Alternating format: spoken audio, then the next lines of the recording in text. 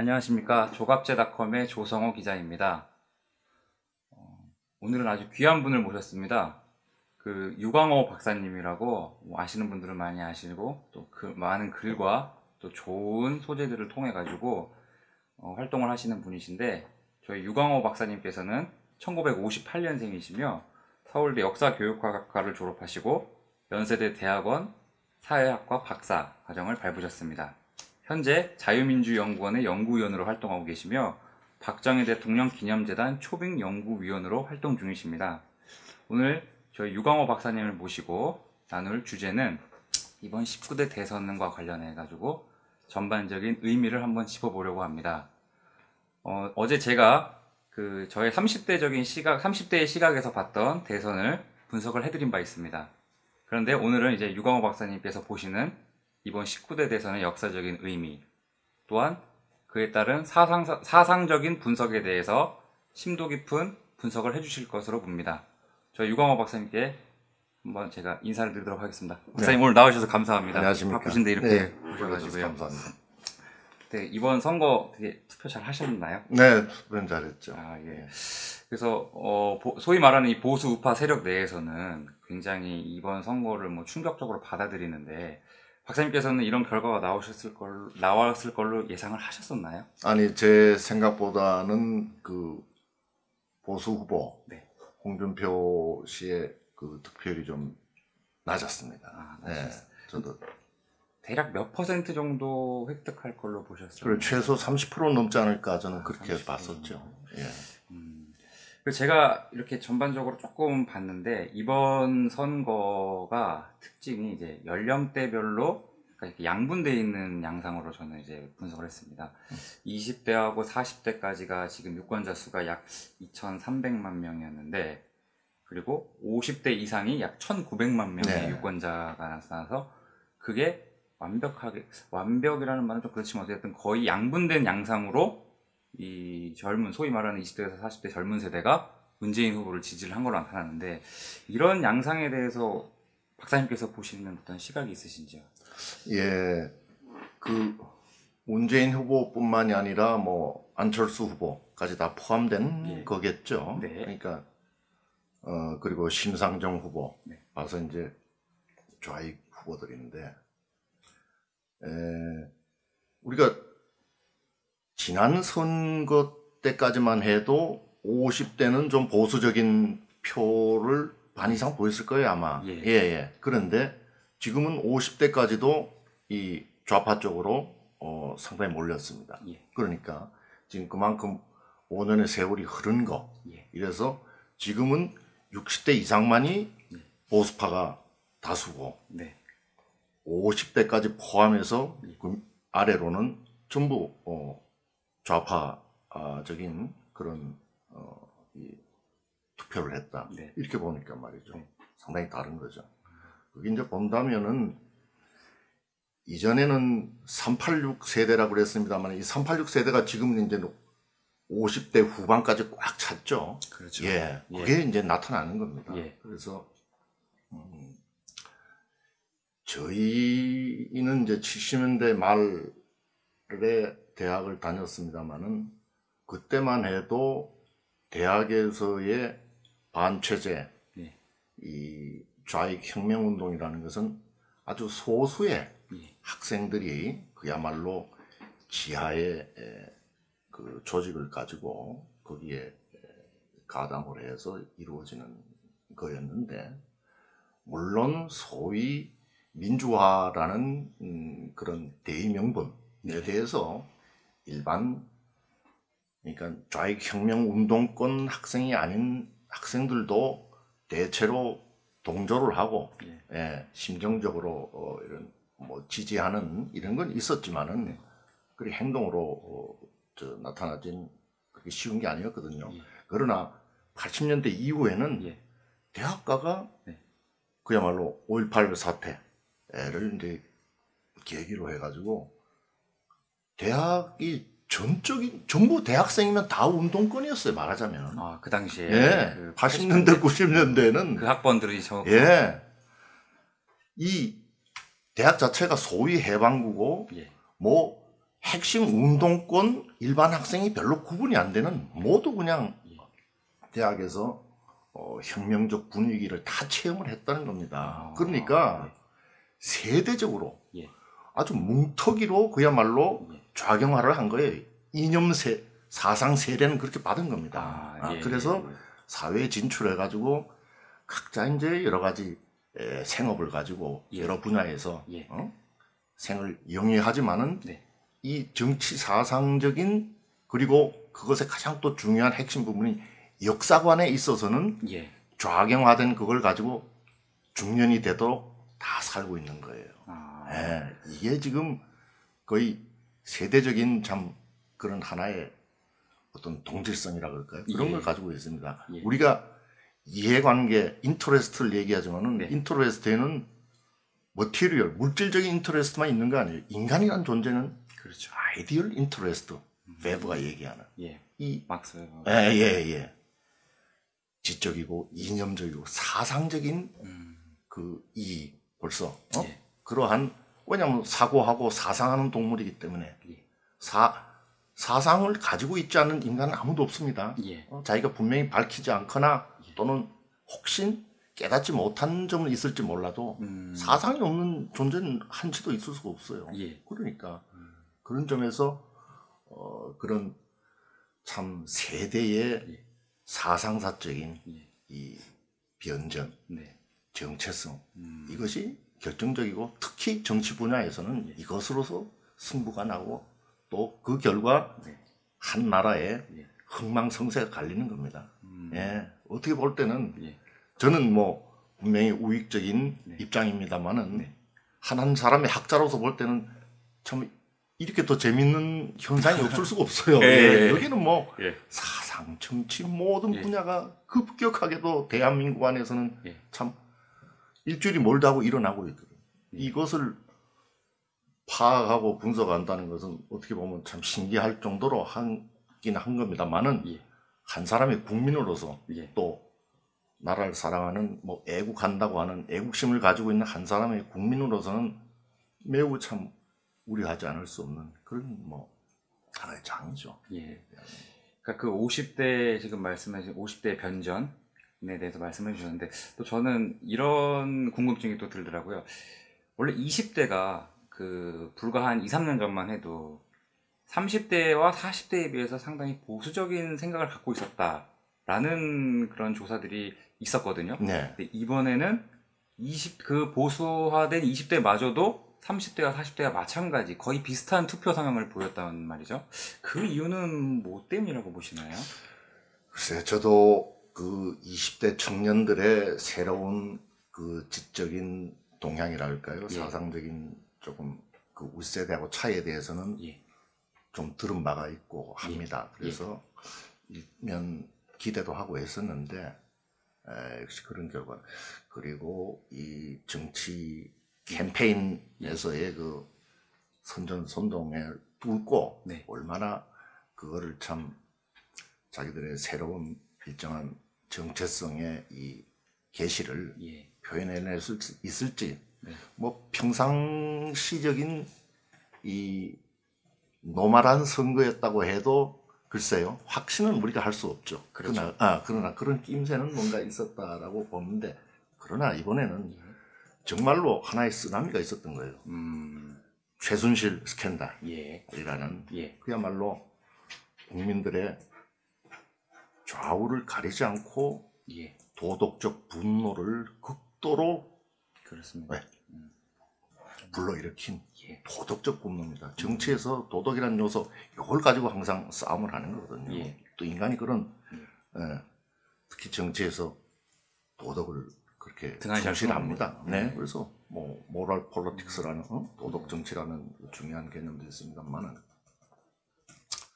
그래서 이번에는 그런 참 어처구니 없는 일로 국민들의 도덕적 분노를 불러일으키 아주 딱 맞은 그런 소재가 아주 폭발을 했던 거예요. 그리고 이 박근혜 정부, 박근혜 대통령으로서 표현되는 우리 저 호국 산업화 세대의 그 상징, 그 박정희 대통령의 딸로서 사실은 그 부모의 엄청난 후광으로서 이 양반이 그 정치적 스타가 된 거 아니에요? 그렇죠. 예? 예. 참 집거 생활을 하다가 물려 나와가지고 워낙 우익 보수 후보가 제대로 사람을 만들지 못했다, 나타나지도 않아서 아주 참 사상적으로도 약하고 그냥 웰빙적인 그런 식으로 결국은 결말이 났죠. 그래서 뭐 어떤 망한 단초를 스스로 제공하기도 했는데 그런 이제 박근혜 전 대통령의 이제 이미지와 정치적인 그 위상을 그럴까요? 그런 게 이제 그런 식으로 자리 잡혀 있는 거는 뭐 다 아는 거니까. 그렇죠. 그거를 공격하기엔 너무 좋은 이 참 실책이었고 무능이었죠. 박 대통령 자신의. 그리고 이 좌익 정치 세력에서는 또 좌익 사회운동 세력에서는 계속 노리고 있었단 말이에요. 이런 실책을 노리고 그럼요. 있었어요. 그래서 그 뭐 100만 무슨 뭐 민중 밀라 해서 이미 시작했었고 그게 또 한 분이 백모 씨가 그 저 사망하게도 이러고 그랬잖아요. 그게 계속 이게 안 되면 다음에는 뭐 플랜을 가지고 있었단 말이에요. 그 뭐 우리가 이걸 얼마나 믿어야 될지 모르지만 그 김성태 의원이라는 사람이 기획 안민석 의원하고 라디오에 나와가지고 저거 하다가 이 안민석이 3년 전부터 참 기획을 잘해가지고 이렇게 터졌다 이런 얘기까지 나오는 거 뭐 우리가 그 얘기가 안 삐져 나왔더라도 다 보면은 그만큼 이제 짐작할 수 있는 그야말로 체제 대결이었습니다. 그 말 자체는 맞은 거예요.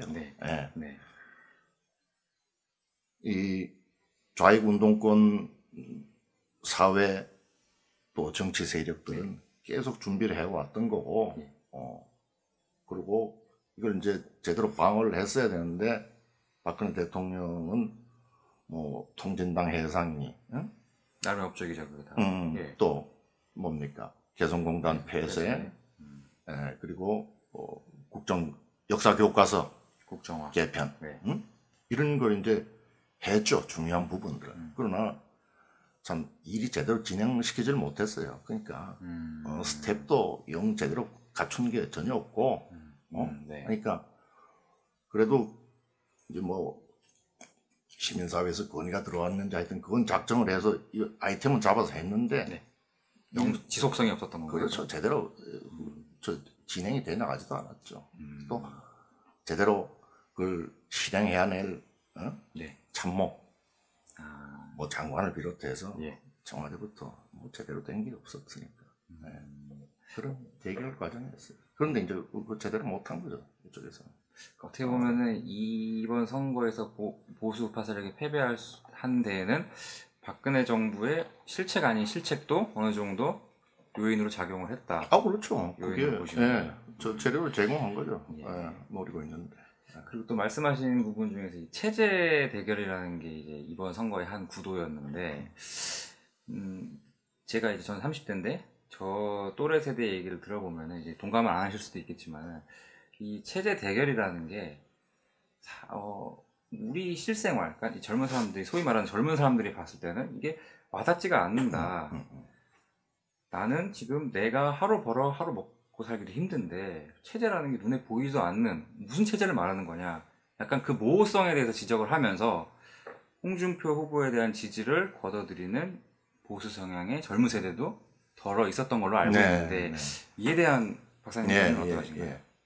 방금 얘기했지 체제 대결이다. 체제 전쟁이었다. 지난 탄핵 과정으로부터 지금 선거까지가. 근데 맞는데 지적이었어요. 그러니까 우리 아까 얘기했듯이 정치에서 감정적인 요소라는 게 얼마나 중요합니까? 인간 자체가 그런 거예요. 그래서 뭐 데이비드 휴미 이성이란 뭐 감정의 노예일 뿐이다 라는 말도 그 회의적으로 나왔듯이 그게 시사하는 바가 있거든. 그런데 그 도덕적인 분노, 아주 감정적인 거죠. 예. 예, 그것을 불러일으키는데 네. 최순실 스캔들이 네. 박근혜 대통령이 제공한 거예요. 그걸 당할 수는 없었다. 거기에 네. 일반인들은 이제 대중들은 네. 알만한 분들도 이런 거죠. 국회 선진화법 소위 네. 그런 말도 안 되는 네. 다수결주의 자체를 파괴한 참 비민주적인 네. 그런 것을 여야가 어떻게 야합을 해가지고 그걸 만들어 놓고 법이 박근혜 정부가 들어서고 실행하려는 정책에 뒷받침되는 입법이 하나도 안 됐잖아요, 사실. 그렇잖아요. 네네네. 그러니 정치에 대한 불신, 지겨움이 그대로 노출이 된 거네요. 그렇죠. 그래서 그게 말하자면 권태라는 거예요. 중산층에. 그러니까 중산층들도 이번에 이제 달리 찍었다 이제 이런 얘기가 되는 거죠. 그러니까 그런 도덕적 분노에다가 가지고 있는 정치 불신, 네. 권태, 네.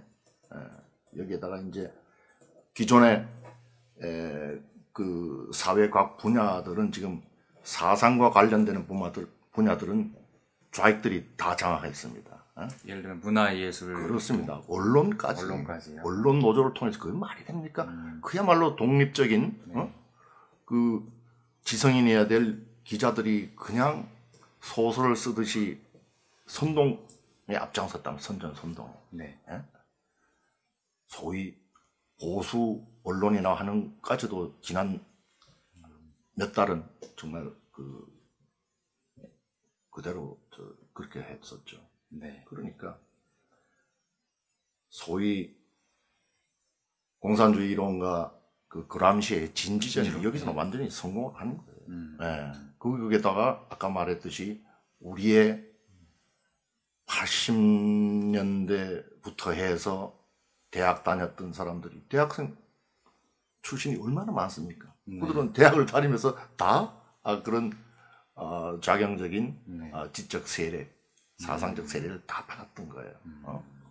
그거하고 맞아떨어지니 뭐 그 바닥에서 이제 진지전이 성공한 거죠. 그걸 풀로 해서 거기에 이제 좌익 엘리트들이 다 각 분야로 진출해가지고 소위 투신이라 그러죠. 네. 그 이전에는 뭐 ML적인 방법에 따라서 노동 운동계, 공장에 이제 위장 취업해가지고 사회주의 혁명을 하려고 했지만은 80년대부터는 그거 아니에요. 주사파가 주체사상파가 이제 좌익 운동권을 그 헤게모니를 잡고부터는 모든 부분에 하다못해 법조까지도 행정부까지도 다 투신해서 진지전을 펼쳐라. 요소요소에 이제 포진해 있었던 그들이 이제 이 사건을 계기로 완전히 수면 위로 올라가서 결집을 해서 이제 이런 상황을 만들었다는 건데. 그래서 지난 한 30여 년간의 우리 사회의 사상적인 물갈이. 요번에 정치 권력까지 장악하는 것으로 일단 마무리가 됐다. 이게 이제 아마 우리 역사에서의 의미일 거예요. 이번 대선의 의미입니다. 그 말씀하신 걸 좀 들어보면은 어쨌든 진보 좌파, 소위 말하는 진보 좌파 세력은 상당히 조직적으로 지금 움직였다는 거 정리가 되는데, 박사님 말씀을 들어보면은 그에 반해서 소위 말하는 이 보수 우파 세력은 이번 선거를 통해서 뭐 물론 아까 말씀하셨듯이 박근혜 정부의 실책 때문에 이렇게 좀 수세에 몰렸다는 취지로 말씀을 하셨는데, 그렇다고 해도 보수 우파 세력에 대해서 문제가 없다고는 볼 수가 없을 것 같은데, 그에 대한 박사님의 또 견해 나름대로. 뭐 문제 많죠. 왜 패자에 문제가 없이 그렇게 우연히 얘기하겠습니까? 뭐 세상 우연은 많지만은. 근데 한 가지 먼저 말씀드리고 싶은 게, 지금 조 기자님께서도 진보 좌파라고 표현을 하셨는데, 그 이제 진보가 곧 좌파다 이렇게 말씀해 주시는 것만 해도 우리는 감사하고 사실은 굉장히 신경을 쓰시는 것. 그런데 진보라는 말은 원래 거기에 쓰면 안 되는 거로 봐요. 보수 진보를 이렇게 정치 세력 호칭법으로 쓰는 거는 이 세계는 우리나라밖에 없거든요.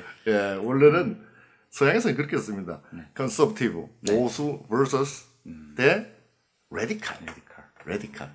레디칼도 또 급진 세력이라고도 많이 번역을 해요. 그렇죠. 그것도 급하게 진보한다. 이것도 진보가 더 옳은 번역이 아니고 과격 세력입니다. 그야말로 과격. 예. 사회 과격 세력이겠네요, 그러면. 그렇죠. 그리고 이제 어떤 자유민주주의 체제에 동일하게 정당성을 합의를 하고, 이제 거기에서 여야가 갈릴 때는 그야말로 체제에 로열한 충성스러운 이제 여야가 되겠죠. 이때는 이제 조금 더 이 자유로운 그 세력은 리버럴이라고 미국같이 이제 좀 보수 양당적인 거기는 사회주의 세력은 이제 약하고 또는 일부 그냥 민주당의 서브 시스템으로 편입이 되어 있으니까 그럴 땐 리버럴. 근데 우리는 분명한 혁명적인 좌익 세력인데 이거를 리버럴로 뭐 영어로 번역을 한다거나 이런 식으로 하면 안 돼. 예, 이거 아주 큰 오해를 불러일으켜 사람을 오도하는 거죠. 예. 그리고 여기 지금 물어주신 게 뭐죠? 조 기자님 내가 그 지금 이 뭐 진보 얘기를 하다가 보수 우파 세력이 이번 대선에서 드러낸 문제점. 그러니까 그것도 참 오래된 얘기입니다. 우리 계속했던 80년대부터 한국 사회의 사상적 이 변전은 엄청난 것이었습니다. 그야말로 체제 변혁적인데 정확하게 해서 혁명적인 그런 치고 올라옴이고 다 각 분야에서 이루어져 있죠. 그러면은 지금 30년이 넘는 세월이에요. 그런데 소위 보수 우익 세력에서 한 번도 거기에 대해서 제대로 당신들은 좌익이고 지금 북한의 대남 혁명 전략하고 같은 내용의 역사관, 사상관, 정치관을 가지고 지금 행동하고 있다. 대한민국을 뒤흔들고 있다. 라는 걸 한 사람도 지적한 사람이 있습니까? 이번에 홍준표라는 후보가 처음이에요. 그만큼 웰빙적이고 진짜 나라의 근본적인 문제에 대해서 도피하고 무지하고 우회적이고 이래서 여기까지 온 겁니다. 그러니까 이제 그야말로 박정희 대통령을 상징하는 그 딸 박근혜 씨를 이제 불러내 가지고 등장시키기도 했겠죠. 지들이 인물이 없거나 생각이 없으니까. 인물이 없었고 그렇다면 사상이 제대로 없었다는 얘기인데 정치가 되겠어요, 제대로? 그런데 참 궁하면은 뭐 통한다고 홍준표라는 이제 인물이 정명 이름을 바르게 지용해서 말하는 사람이 처음 나타난 거예요. 그러니 참 너무나 늦었지만 앞으로 두고 볼 일이죠. 이제 여기서 자생적인 보수 정치 이가 성립을 해서 제대로 개시를 할 수 있을 것이냐. 이때까지는 국가 권력을 장악한 분들이 좀 위로부터 권위주의적으로 우익의 노선과 세력을 꾸려가지고 해왔죠. 잘해왔습니다. 건국하고 발전해 나가는 이제 네이션 빌딩 해야 되는 나라에서는 너무나 잘해줬는데 이제는 우리가 그 나라의 사회의 또 폭이나 깊이가 이 정도 됐으면은 이제 그것만 가지고 안 되거든요. 그러니까 그야말로 시빌 소사이티에서 자생적으로 정치도 정당이 이제 자생 정당으로서 사상과 능력을 가진 제일 중요한 게 사상이죠. 왜냐하면 이념적 바탕이 뒷받침되는 정당이 나와야 됩니다. 정치라는 게 사상의 유통업이라고 하는 말도 있는데 사상 없이 이게 될 리가 없어요. 좌익은 사상적으로 어쨌든 내가 보기에는 분명히 나쁜 사상이지만은 그걸 가지고 무기를 해가지고 나오는 거예요. 그러니까 무서운 거예요. 여기 그게 안 돼 있어. 이게 이제 이번을 계기로 해서 제대로 보수 정치, 정당이 자생적으로 성립, 발전할 수 있을 것이냐. 난 예, 그런 모멘텀이라고 보고. 그 대선 이후에 이 자유한국당의 지금 진용이나 분위기를 보면은 또 이 소위 말하는 그 친박이라고 하는 사람들이 또 홍준표 후보를에 대한 책임론을 또 이렇게 약간 제기하고 있는 상황이거든요. 그러니까 이런 상황을 보면은 홍준표 후보가 지금 말씀하신 대로 어떻게 보면은 그동안의 기성 정치권에서 제기되지 않았던 보수 우파적인 가치를 설파했던 거의 유일무이한 사람이었는데 지금 그 사람마저도 이 공격 아닌 공격을 받고 있는 상황이란 말이에요. 그런 상황에 대해서 이 자유한국당 내의 어떤 기반, 이념적인 기반이라든가 아니면 이런 사상을 어떻게 극복을 해야 한다고 보시는 그러니까 건가요? 바로 그 격이죠. 네. 물에 빠진 사람 구해나오니까 보따리 내놓으라고 하는 식이죠. 예. 자유한국당은 완전히 개조돼야 됩니다. 예. 우선 예. 우익 보수 정치, 즉 한국에서의 자유민주주의 이 정치 사상을 제대로 예. 건립을 해야 되고 그리고 인적 개편도 많이 필요할 거예요. 예. 그렇지 않으면 네. 예. 어렵습니다. 그 한 가지 좀 질문을 드리겠는데 이제 좀 얘기를 바꿔가지고 이제 문재인 정부가 출범을 했어요. 출범을 했는데 지금 논란이 되는 게 그 청와대 비서실장으로 임명된 소위 말 전대협 의장 출신의 임종석 씨입니다. 이 문재인 대통령이 초대 비서실장으로 임종석 씨를 임명한 것에 대한 의미가 어디에 있다고 보시나요? 임종석 씨 같으면 이제 소위 80년대 중후반 주사파의 상징이죠. 상징이었죠. 이 사람 뭐 자유민주주의 우익으로 전향했다는 그런 선언을 한 적도 없어요.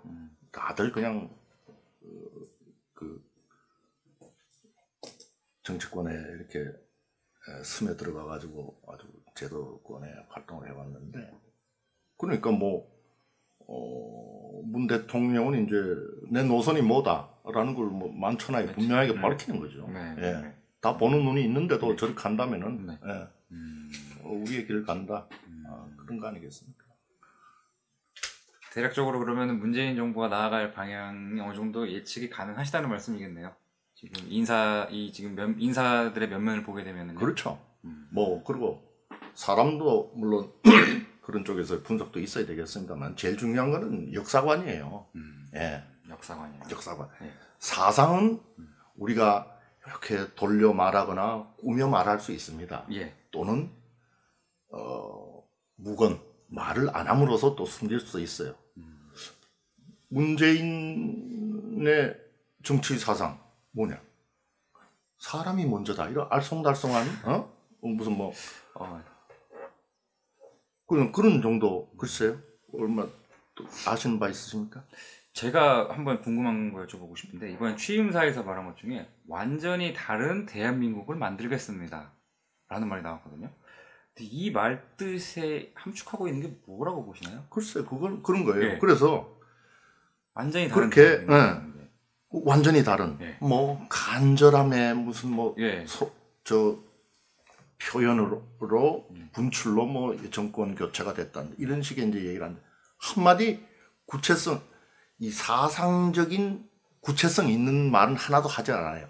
다 이렇게 소위 문학적인 그 언사 비슷한 거로 해서 넘어가는데 에도 불구하고 우리가 파악할 수 있는 거죠. 왜냐하면 역사적으로 보면 알아요. 예. 그들은 어떻게 합니까? 친일 세력이 대한민국을 건국해서 독재로 가고 굴절된 역사관을 이런 식이에요. 주입을 시키는 거죠. 예. 아니 그러니까 북한이 당시부터 45년도부터 주장해온 역사관은 그대로 달라요.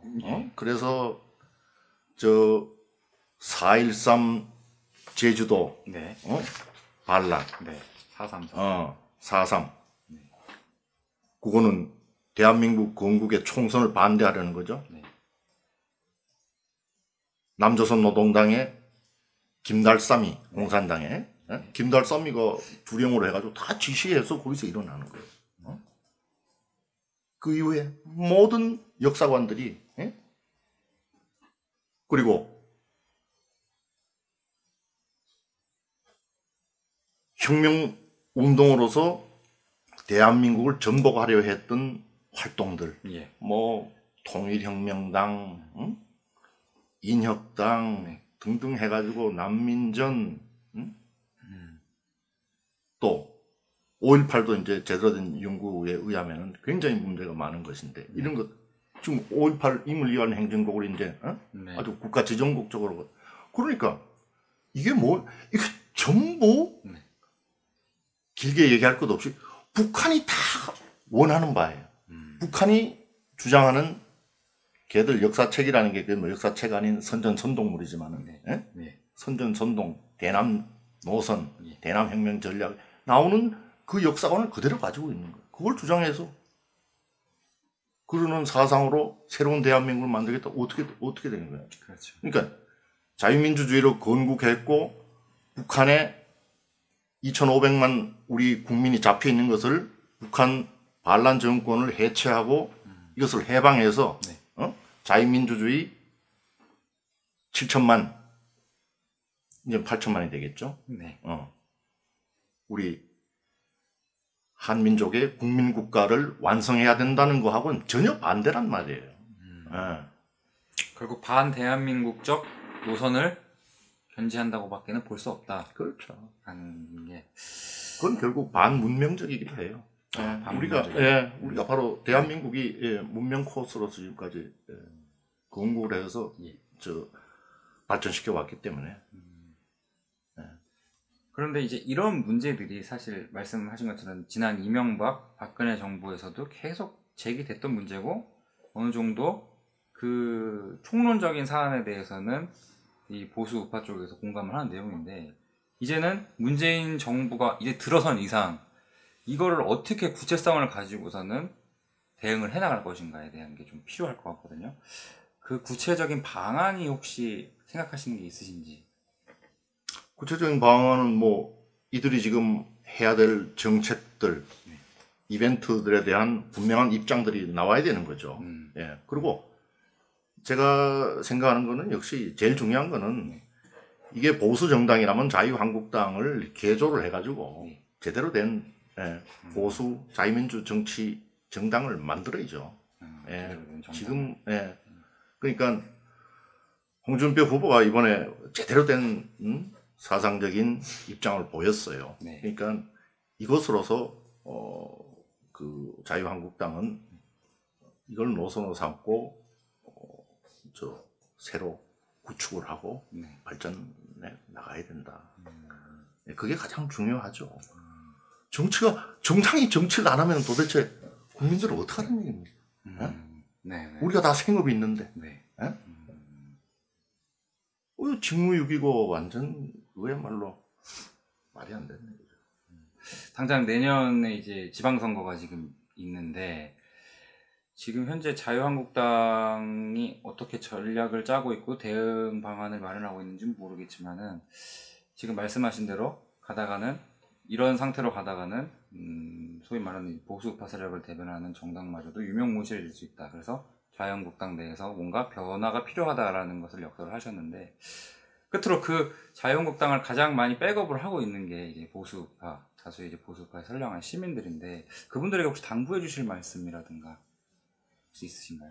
예, 그러니까 뭐 문재인 정부를 이제 앞으로 5년 동안 바라봐야 하는 우리 보수우파 시민들에게 당부해야 하실 말씀. 그렇죠. 제가 계속 얘기했습니다만은 그러한 분명한 사실입니다. 체제론적인 관점에서 한국 정치를 보고 나라 돌아가는 것을 보셔야 된다는 거죠.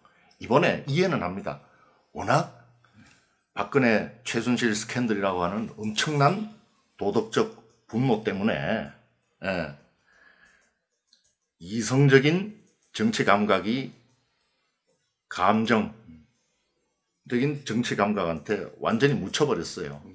그래서 많은 분들이 이 보수 쪽에 등을 돌려서 투표한 결과가 나왔는데 이번에 충분히 이해합니다. 그러나 앞으로는 지금 이들이 해나가는 집권 세력이 해나가는 그 정책들부터 해서 똑바로 눈을 뜨시고 나름의 이성적인 지적인 자세를 가지고 지켜보시고 판단하고 비판도 하시고 그래야 된다고 봐요. 그렇지 않으면은 그야말로 공민적 덕을 가진 그러한 국민이라고 자유민주를 지켜야 될 주권자로서의 그 도리가 안 된다. 그렇게 되면 나라도 뭐 결국에는 불행해질 수밖에 없지 않겠는가. 그 점에서 주인된 주인의식을 가지셔야 된다고 봐야죠. 주인의식을 가져야 된다. 예. 앞으로 시간이 많이 남아 있습니다. 지금 한 5년이라는 시간이 솔직히 되게 긴 시간인데 아까 말씀하신 것처럼 어떤 정책이 나올 거고 이 정부 하에서 어떤 이벤트가 나올지는 모르는데 하여간 그때마다 박사님을 좀 모시고 그에 대한 좋은 논리와 또 좋은 의견을 한번 모시고 자주 듣도록 하겠습니다. 오늘 나와주셔서 정말 감사드립니다. 예, 수고하셨습니다. 좋은 말씀 감사드립니다. 네, 수고하셨습니다. 예.